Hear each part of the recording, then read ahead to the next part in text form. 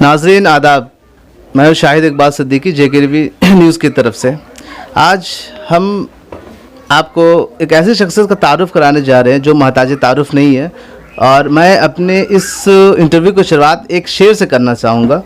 हज़ारों साल नरगिस अपनी बेनूरी पे रोती है, बड़ी मुश्किल से होता है चमन में दीद अवर पैदा। हमारे यहाँ पे मौजूद है डॉक्टर मोहम्मद जमील अंसारी साहब, जिनका तखल्लुस अंजुम भी है, चूँकि शेर व शायरी के हवाले से जनाब अपना तखल्लुस जो है अंजुम इस्तेमाल करते हैं। मौजूदा सूरत हाल जो है, जो एक पेंडेमिक है कोविड-19, जो मौजूदा सूरत हाल है, ऐसी सूरत हाल में बहुत सारे डॉक्टर्स हैं जिन्होंने अपना चैम्बर शट डाउन कर दिया है। बहुत से ऐसे लोग हैं जो कि हॉस्पिटल जा रहे हैं, उन्हें प्रॉपर वे में ट्रीटमेंट नहीं की जा रही है। बहुत से ऐसे लोग हैं जो एक प्रॉपर मेडिकेशन से जूझ रहे हैं और प्रॉपर यानी कि मुकम्मल तौर पे उन लोगों को मेडिकेशन नहीं फ्राहम की जा रही है। तो यहाँ पे फ़िलहाल हम लोग डॉक्टर मोहम्मद जमील अंसारी साहब से बात करना चाहेंगे, जो कि बिलगच्छा अमेंड कमेटी यूनिट नंबर 2 के इंचार्ज भी हैं और ईसा मकान मस्जिद के सेक्रेटरी भी हैं हमारे डॉक्टर साहब। जी हाँ, तो जनाब आप अपना ज़रा ख्याल जाहिर करें, ये जो सूरत हाल है, ख़ास करके जो कोविड-19 को लेके जो मंजर आम पे जो हालात है, गुरु कराना चाह रहा हूँ डॉक्टर जमील अंसारी साहब से, क्योंकि इन्होंने ऐसी भी सूरत हाल में अपना चैम्बर को इन्होंने बंद नहीं किया और एक एक दिन में, जहाँ तक कि हमारे रिकॉर्ड के मुताबिक हमारी जो रिसोर्सेज है, जो जानकारी हमें मिली, इन्होंने 200 पेशेंट्स देखी है, और वो भी सोशल डिस्टेंस को प्रॉपर वे में मेंटेन करते हुए। यहाँ पे बहुत सारे जो पेशेंट्स थे इनके, जो चैम्बर के बाहर बैठे हुए थे, और जनाब ने और यानी कि टोकन के ज़रिया लोगों को बिल्कुल डिस्टेंस मेंटेन करके प्रॉपर वे में इन्होंने इस तरह से मतलब कि अपने मरीज़ों को जो है देखा है। तो आइए जनाब से बात करते हैं। देखिए, ये कोविड-19 जो है, ये एक वबा है। वबा की शक्ल में ये हमारे जहाँ तक ख्याल है, ये कोई वायरस लोगों ने लोग कह रहे हैं, लेकिन ये अज़ाब इलाही है। ये हमारी नज़र में इसलिए कि तमाम दुनिया में एक ही मर्तबा जो है ये वबा फैल गई। इसका मकसद है, ये अल्लाह ताला हम लोगों से बिल्कुल नाराज़ हो चुके हैं, ये फैक्ट है। और इसका एक नाम जो है कोरोना वायरस दे दिया गया। कुछ भी नाम हम लोग दे सकते थे, या जो कोई भी साइंटिस्ट है, कोई भी मुल्क इसका कोई भी नाम दे दे, लेकिन हकीकत जो है, अगर इस्लामिक वे में अगर आदमी चले या उसको माने, तो ये अल्लाह की तरफ से एक अज़ाब है, जो हर 100 साल में ये एक अज़ाब की शक्ल में आप हम लोग देखते हुए चले आ रहे हैं। जो हमारे पिछले जो हमसे बुज़ुर्ग लोग थे, 1720 में भी उन लोगों ने देखा, 1820 में देखा, 1920 में, और 2020 में हम लोग देख रहे हैं। तो खैर कुछ भी है, ये एक छूत वाली बीमारी है, इसीलिए हर लोगों से ये कहा जा रहा है, और हम लोग भी रिक्वेस्ट करते हैं कि एक सोशल डिस्टेंस बनाए रखें और बिल्कुल भीड़ भाड़ न लगाएं, इलाके को साफ रखें। तो ऐसी सूरत में ये इलाज ही ऐसा है कि हम खुद को जो है मतलब लॉकडाउन कर लें। भीड़ भाड़ में रहने से ये मामला बढ़ सकता है। लोग मतलब जो है मतलब ये एक दहशत, ये वबा एक दहशत की शक्ल में समझिए पूरी दुनिया में फैल गई है। हर लोग जो है इससे दहशत ज़दा हैं। लोग मतलब जो है इलाज के लिए हॉस्पिटल तक नहीं जा रहे हैं कि वहाँ कोरोना फैला हुआ है, और वहाँ के डॉक्टर्स भी नहीं देख रहे हैं। तो यही सूरत है। ये कोविड-19 जो है, ये एक ऐसा मर्ज़ है जो एक छूत छात की शक्ल में ये वबा मतलब जो है फैल रही है। तो हमको ये छूत छात से बचने के लिए अपने आप को लॉकडाउन कर लेना ही बेहतर है। लोगों से दूर रहें, सोशल डिस्टेंस जो है बनाए रखें, यही एक इलाज का ये। ऐसे तो बहुत सारी दवाएं जो है फॉरेन कंट्री से मतलब जो है मौसूल हो रही हैं, जिस तरह से जो है आपको हाइड्रोक्सीक्लोरोक्विन एक दवा है जो लोग जो है इस्तेमाल, डॉक्टर्स भी इस्तेमाल में ला रहे हैं। ये हमारे जो है आइवरमेक्टिन एक दवा है जो डॉक्टर्स खुद जो है मतलब दे भी रहे हैं और ख़ुद खा भी रहे हैं। इसका इस्तेमाल जो है कर रहे हैं कि इससे कम से कम सेफ़ रहा जाए। जी जनाब, एक और बहुत अहम पहलू है जिस पे नज़र डालने के मैं आपसे दरखास्त करूंगा कि बिलगच्छा में जो माहौल क्रिएट किया गया, टाइम्स ऑफ इंडिया की रिपोर्टिंग के मुताबिक कि यहाँ पे 30,000 आबादी है और ये बिलगच्छा एक स्लम है, और मतलब काफ़ी मिस एक इन्फॉर्मेशन को मतलब कि बिल्कुल उन लोगों ने उजागर किया है जो कि कहीं से भी रिलेवेंट नहीं है और इसकी कोई ऑथेंटिकेशन भी नहीं है। ठीक है जनाब, तो स्लम भी यहाँ तक उन लोगों ने कहा। खैर उसका माकूल जवाब भी दूसरी न्यूज़ चैनल के थ्रू से और लोगों ने इस चीज़ को डिफेंड किया है। ठीक है, और इसमें बिलगच्छा अमन कमेटी का क्या रोल है जनाब अब तक? बिलगच्छा अमन कमेटी का रोल आज भी बहुत ही अच्छा है, हर हिसाब से ही अच्छा है। और हम लोगों ने बहुत ही पहले बिलगच्छा अमन कमेटी ने जो इक़दाम किया है और हम तमाम यूनिटों की जानिब से लोग जो है एक वफद की शक्ल में निकलते थे और आज भी तकरीबन निकलते हैं कि मतलब लोग अपने अपने इलाके में रहें, अपने अपने घर में रहें। और इसके अलावा इसमें सख्ती से भी कभी कभी हम लोगों ने कदम उठाया। वॉलंटियर्स हैं, उन लोगों ने पूरा मैदान में जाकर आसपास के इलाकों में जाकर लोगों को ये तंबीह किया है कि आप लोग घर पर बराए मेहरबानी घर पर रहिए, यहाँ पर रहिएगा तो ऑटोमेटिकली जो है एक वायरस और भी ज़्यादा फैलेगा।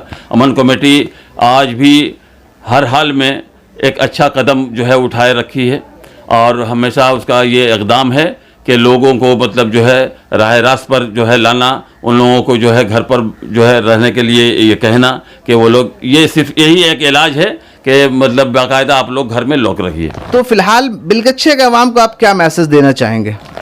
बिलगच्छा के अवाम को अभी भी जो है यही मैसेज देना चाहेंगे कि बाज़ारों में या मैदानों में भीड़ भाड़ कम रखें और सोशल डिस्टेंस बनाए रखें।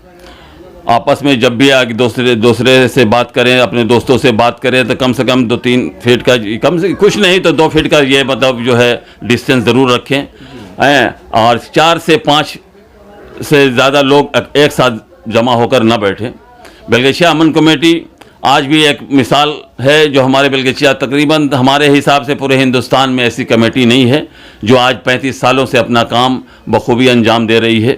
यहाँ पर बाकायदा जो है आप लोग जानते हैं कि एक लूडो तक खेलना बैंड है, ताश वगैरह, जुआ शराब वगैरह की तो बहुत दूर की बात है।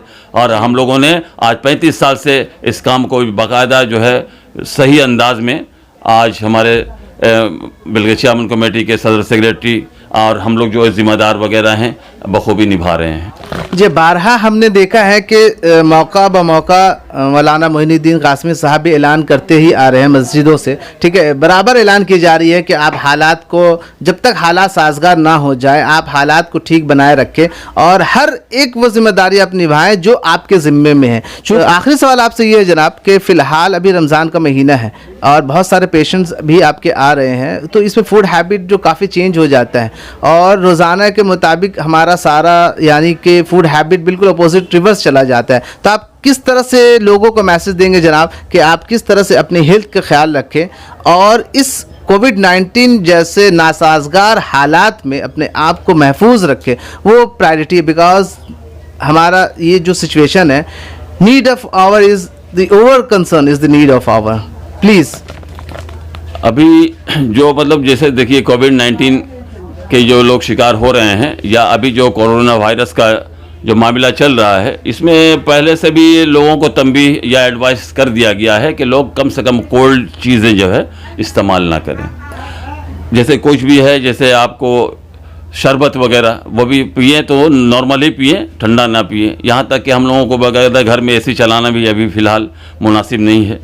और लोग जो है ऐसे भी नॉर्मली जो है अभी अच्छा खाना तो मिलता भी नहीं है, फ्रूट्स वगैरह में भी जो है थोड़ा सा ख़राब ये हम लोग सुनने में आते, क्वालिटी वगैरह में जो क्वालिटी मेंटेन तो कर नहीं पाते हैं हम लोग। इसीलिए ये हमारा ये एडवाइस है कि कम से कम स्पाइसी फूड को ज़रा एहतियात से लें और कोल्ड ड्रिंक्स वगैरह ना पिएं, इसलिए कि अभी कोल्ड ड्रिंक्स पीने से सर्दी खांसी का होना, सर्दी खांसी होने से ही लोग मतलब दूसरे, उनका जहन दूसरे तरफ चला जा रहा है कि खांसी हो गई है, बुखार लग गया है, हो सकता है कि हमको भी वही शिकायत हो गई है कि नहीं। जनाब एक आखिरी सवाल आपसे अब ये कहना चाहूँगा मैं कि जो हालात इस दफ़ा हर कोई परेशान हाल है, बिकॉज यहाँ पे कैश फ्लो कम हो गया, लोगों को काम काज में हर्ज हुआ है, जितने भी बिजनेसमैन हैं उन लोगों को प्रॉपर वे में एक जो यानी कि कैश का एक जो फ्लो रहता है वो बिल्कुल स्टॉप हो गया है। रीज़न ये है कि इकोनॉमिकली काफ़ी हिट हुआ है इतनी बड़ी लंबी लॉकडाउन की वजह से, और जहाँ तक कि आज जो हमारे पास जो इन्फॉर्मेशन है मे भी कि ये अभी 21 तारीख तक और एक्सटेंड हो, तो ऐसे हालात में ईद से ज़्यादा ज़रूरी ईद मनाना तो यानी कि नमाज, अल्लाह ही बेहतर जानता है कि नमाज ईद की नमाज होगी नहीं होगी, ठीक है। तो यहाँ जितने भी आवाम हैं हर एक की जिम्मेदारी बनती है कि अपना पड़ोस का ख्याल रखे। जी जनाब, एक और सवाल मैं आपसे पूछना चाहूँगा कि फ़िलहाल जो यहाँ पे हालात हैं, सेंट्रल गवर्नमेंट का जो इन्वॉल्वमेंट है और स्टेट गवर्नमेंट, इस रिगार्डिंग इस बाबत आप क्या कहना चाहेंगे जनाब? जो इक़दाम उन्होंने अब तक उठाए हैं उस पर आप ज़रा रोशनी डालें जनाब। सेंट्रल गवर्नमेंट हो या स्टेट गवर्नमेंट, देखिए ये हर लोग भूखे मर रहे हैं, तो ये सेंट्रल गवर्नमेंट हो या हमारा स्टेट गवर्नमेंट, ये तो सबसे पहले बात है कि सबसे पहले जो भूखे लोग हैं उनको राशन दिया जाए। वो किसी भी सूरत में हर इलाके में, हर मोहल्ले में कोई एक टीम तैयार की जाए उन लोगों की तरफ से कि हर घर पर जो है कम से कम मतलब जो है राशन का सामान मुहैया हो जाए कि लोग भूखे ना मरें। ऐसे तो लोग मतलब कोरोना से डर के भी मर रहे हैं और उसमें मुब्तला होके भी मर रहे हैं, लेकिन उससे ज़्यादा जो आने वाला दिन है जो एक्सटेंड करके किया गया है 21 मई तक, तो हो सकता है कि इसमें लोग भूखे ही मरें। लोगों का कामकाज नहीं, बंद हो गया है, लोगों के पास पैसे नहीं है, तो आखिर वो मतलब वो कहाँ से बेचारे हैं। कुछ लोग ऐसे मतलब गैरतमंद लोग हैं जो मुँह खोल ही नहीं पाएंगे। तो ये हमारा फ़र्ज़ बनता है कि हम मतलब जो है उन लोगों को, जो पड़ोस के मतलब जो है लोग हैं, कम से कम ऐसे लोगों तक पहुँचें और कम उनकी हिम्मत अफजाई करें, उनका जो है हक़ है उनका हक़ अदा करें। जी जनाब, बहुत खूब कहा आपने। एक और सवाल जो बिल्कुल आखिरी की तरफ अब हम लोग अपने इस इंटरव्यू के अख्ताम की तरफ है जनाब, के जो ईद की जो तैयारी जो होनी चाहिए, जो हम लोग देखते हैं आम तौर पे, इससे आखिर साल गुज़श्ता साल जितने भी सालों में हम लोगों ने, बिकॉज काफ़ी पैसे खर्च होते हैं, ठीक है, तो इसमें हमारा पड़ोस का सबसे पहले हक बनता है कि उस पर भी हमारा नज़र जाए, उसकी हमारी अपनी जिम्मेदारी बनती है कि उसके घर में भी सारा कुछ सामान मुहैया हो रहा है या नहीं।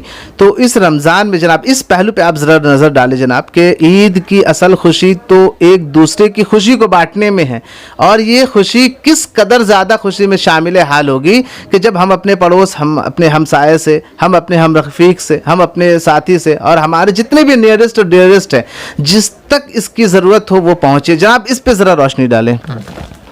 देखिए आज का ये जो मतलब जो है हम लोग कोविड-19 और ये है कोरोना वायरस के माहौल से जो लोग गुज़र रहे हैं, इसमें तमाम मैक्सिमम लोग जो है 99% कह लीजिए या कम से कम 98% लोग जो है बेहाल हो गए हैं, बेबस हो गए हैं अपनी मजदूरी से, और किसी के पास पैसा नहीं है।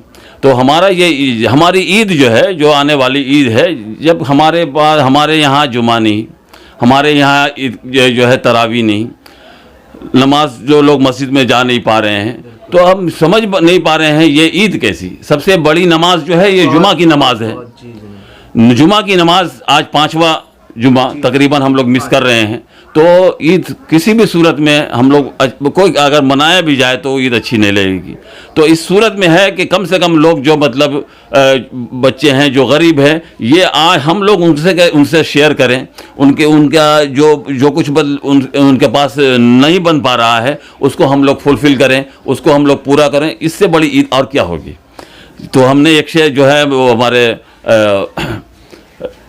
शाहिद सिद्दीकी साहब ने कहा था कि वो जो पहले एक शेर था कि सजाओ बज़्म तरब लाख तुम ज़माने में, न होंगे अपने ही शामिल तो ईद क्या होगी। मिलाओ हाथ गले भी मिलाओ तुम, लेकिन मिले न दिल से अगर दिल तो ईद क्या होगी। जी जनाब, तो आज का ये जो है हमारी ईद जो आने वाली है और जो रमज़ान जैसा चल रहा है, कि सिर्फ इसमें यही है कि हम अपने गरीब भाइयों को देखें, पड़ोसियों को देखें। इसके अलावा जो है ये सबसे बड़ी ईद होगी कि वो लोग भी खुश हो जाएं कि हाँ कुछ हमारे लोग थे, हमारे मोहल्ले में, हमारे आसपास के लोग जो मेन वक्त पर हम लोगों का साथ दिया। जी जनाब, बहुत शुक्रिया, नवाजिश करम, आपने बिल्कुल हर एक पहलू पे नज़र डाली। इसके लिए आपका वक्त देने के लिए बहुत बहुत शुक्रिया जनाब। और वाकई में ज़रूरतमंदों की ज़रूरत पूरी होगी तभी असल मज़ा है, तभी असल हकीकत है इस रमज़ान का, और असल यही सच्चाई है कि हम लोग अपनी खुशियों को बांटें। और JKB न्यूज़ की तरफ से मैं शाहिद इकबाल सिद्दीकी, शुक्रिया।